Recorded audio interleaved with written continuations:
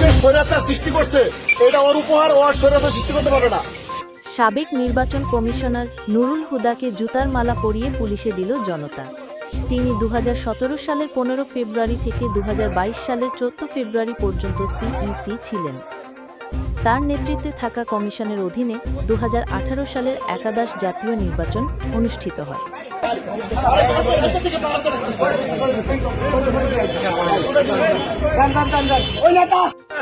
ঠিক আছে, ও যে স্বৈরাচার সৃষ্টি করছে এটা ওর উপহার, ও আর স্বৈরাচার সৃষ্টি করতে পারবে না।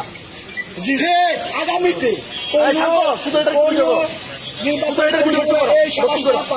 কোন সরকার যেন